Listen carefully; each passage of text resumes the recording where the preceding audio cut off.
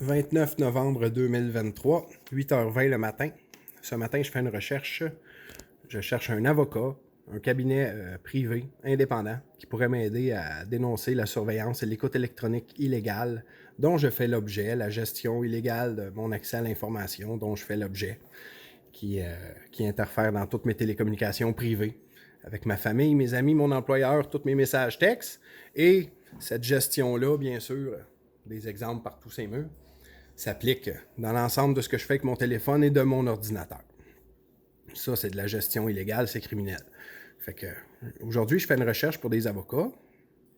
Puis je veux démontrer que les résultats qu'on me donne sont discriminés, qu'on me retire les vrais avocats, les cabinets indépendants, qui pourraient m'aider. Fait qu'il y avait plus de 227 000 résultats, comme on a pu voir.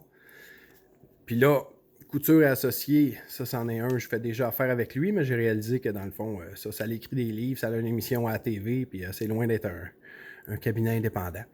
Là, ensuite, on tombe avec des articles médiatiques plus banals les uns que les autres, qui viennent d'un peu partout. Puis on va remarquer qu'il n'y a pas vraiment de cabinet d'avocats indépendants. Les cabinets d'avocats indépendants, qui protègent les citoyens, qui voudraient se défendre contre une surveillance ou une gestion illégale, sont discriminés de mes résultats de recherche. Ça, c'est ce que j'ai expliqué aux policiers. Ça se trouve à être ce qu'on appelle de la gestion illégale de mon accès à l'information. Parce qu'un gestionnaire choisit ce que j'ai le droit ou non de regarder. Ben, c'est criminel, ça. Puis, je le sais que peu importe où je vais, c'est des résultats de boîte. Comme on peut voir, quand je dis de boîte, c'est on a retiré les cabinets d'avocats privés qui pourraient m'aider à me défendre contre une gestion illégale. Puis on arrive à mener au bout des 83 résultats de boîte. Là, la police, l'autre fois, est venue chez nous, elle dit « C'est quoi, Jean-François, ça te fait de la peine d'avoir juste 45 résultats quand tu cherches un avocat? » Non, ça me fait pas de la peine. C'est criminel, c'est illégal, et je sais très bien que les gestionnaires m'empêchent de trouver les avocats qui pourraient m'aider. De toute façon, là, la manière que ça marche, Google, tu es supposé de pouvoir scroller les résultats. Tu n'auras même pas assez de temps dans la journée pour finir de scroller les résultats que tu es supposé d'avoir le droit de scroller. C'est pas plus compliqué que ça, là. Et ils le savent, les polices, parce qu'ils sont en arrière de cette gestion illégale-là, d'après moi. Aujourd'hui, après toutes ces années-là, là, que ça dure. Là. Fait que là, je relance la recherche pour inclure les résultats omis, comme certains m'ont déjà dit. Ben là, c'est pas plus normal d'en avoir 83 au lieu des 227 000 en partant. Hein? C'est pas d'hier qu'on fait des recherches sur Google. On sait comment ça marche. Hein? Tu peux scroller. Tu peux t'endormir en scrollant, il va en avoir encore. Fait que je le relance. Cette fois-là, on me dit qu'il y en a 300 000, puis je vais juste démontrer que c'est encore de la boîte. On a encore les mêmes résultats. On va m'en donner à peu près 2 fois plus. C'est juste ça que je veux démontrer. Comme on peut voir à cette heure, regarde, ils sont discriminés là, à peu près 10 à la fois que l'ordinateur va te donner. Ça se fait presque en temps réel. Puis là, à cette heure, Google, il bloque les résultats. Il a commencé ça. Là. L'idée, c'est de ne pas te donner envie de chercher jusqu'au bout. Là. Si on regarde à chaque fois, on va voir que c'est de la boîte. On n'a pas, l'important, c'est qu'on n'a pas de cabinet d'avocats indépendant pour nous aider dans ce qu'on cherche.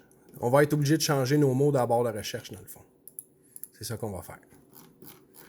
Fait que, gars, on va regarder ceux qu'il y a à chaque fois, là, avant que je change de page, juste pour montrer qu'il n'y a pas de bureau d'avocat.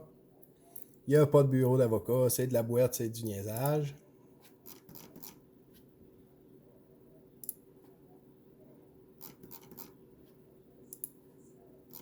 C'est quoi? C'est une dizaine de résultats à toutes les fois, là? 1, 2, 3, on pourrait les compter, là. Regarde quand je clique, là. 1, 2, 3, 4, 5, 6, 7, 8, 9, 10. Ouais, c'est ça. C'est 10 résultats à la fois, je pense, qu'on génère.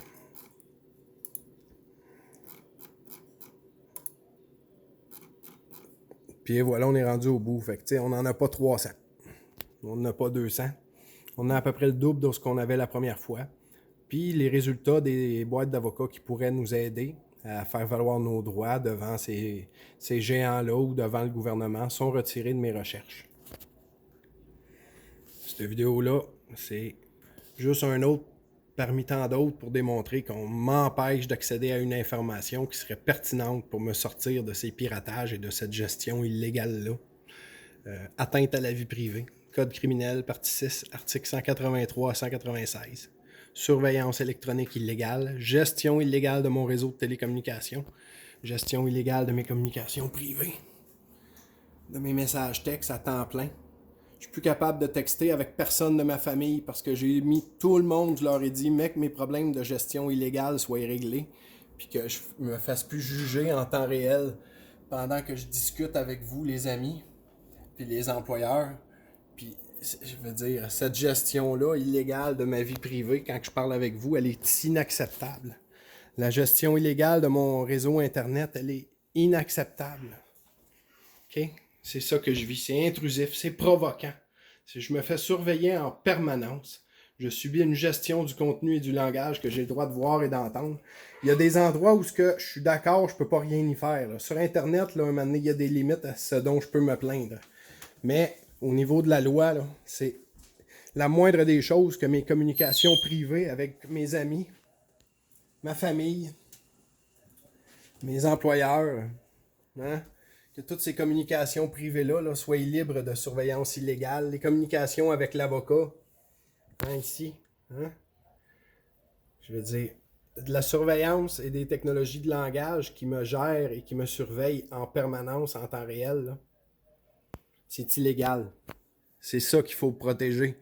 En protégeant nos communications privées entre nous, ben, par défaut, ça va aller aussi protéger le réseau Internet et l'accès à l'information. Mais moi, je me bats pour faire valoir mes droits de gagner ma vie, puis d'avoir des amis, puis juste de pouvoir prendre des photos sans avoir un gestionnaire illégal qui scrape, mais qui me gère chaque seconde de ce que je fais avec mon téléphone. C'est pas plus compliqué que ça. Si on n'est pas capable de protéger notre téléphone, qui est l'appareil indispensable à nos communications et à la réussite de nos communications pour notre vie personnelle puis notre vie professionnelle, si on est incapable de protéger notre téléphone, puis qu'ils ont le droit de scraper notre réputation, notre vie, en scrapant nos communications entre nous, ben, ça veut dire n'importe quel citoyen peut se faire ça, puis peut se faire détruire sa vie, comme je me le fais faire. J'aimerais ça que mes droits d'avoir des moyens de communication libres de surveillance et de gestion illégale soient respectés. C'est juste ça que je demande. On était aujourd'hui le 29 septembre 2023, 8h27 du matin. Oui, c'est le Boricon.